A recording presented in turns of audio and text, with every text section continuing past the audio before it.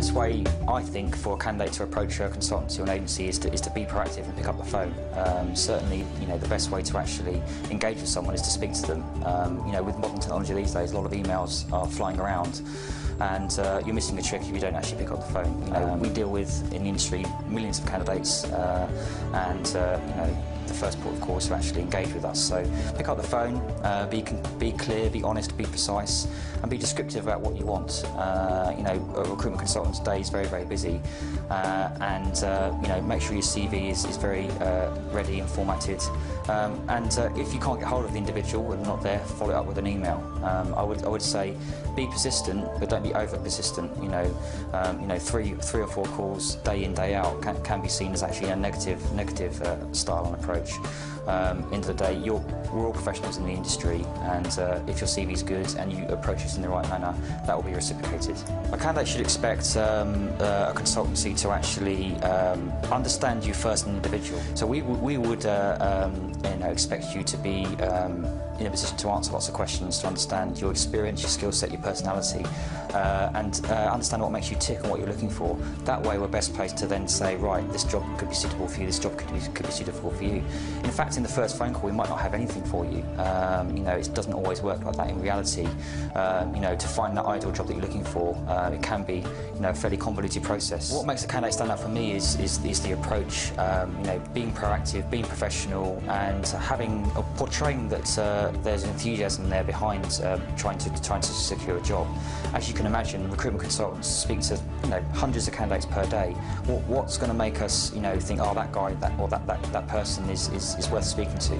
It's being respectful, it's being professional, it's being articulate, and it's being proactive in the marketplace, having a good CV, and making sure that you're articulate with your descriptions of the questions that are answered. In terms of feedback that we give to candidates, for us it's very important that we're constructive and we get as much information as possible. It's in our interest to ensure that we leave no stone unturned, and we ask the relevant questions to the client to then translate that back to you.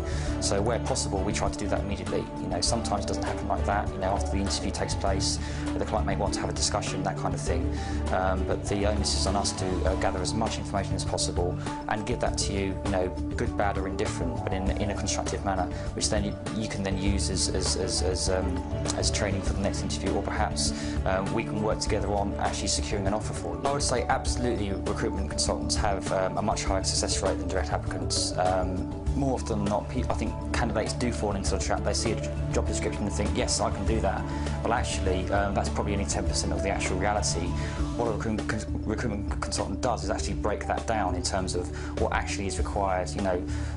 I would say 60 or 70% of a job description is actually definitely required. The rest of it is a desirable. Notwithstanding that, the softer skills, the human side, the personality, the culture, the fabric of the organisation, you might well have all the right skills, but actually be a totally different personality to what they're looking for, and that's absolutely crucial. So our role is to demystify all that and only focus on roles that are suited in terms of the skill set, the culture, and everything else. So it's not just simply mashing words on your CV. There's so much more involved in it. We definitely do not rewrite the CVs. What we certainly do is provide recommendations and guidance in terms of how we think it should be outlined. The reason why we don't reformat or rewrite CVs is because we want the clients to see a fair representation of you.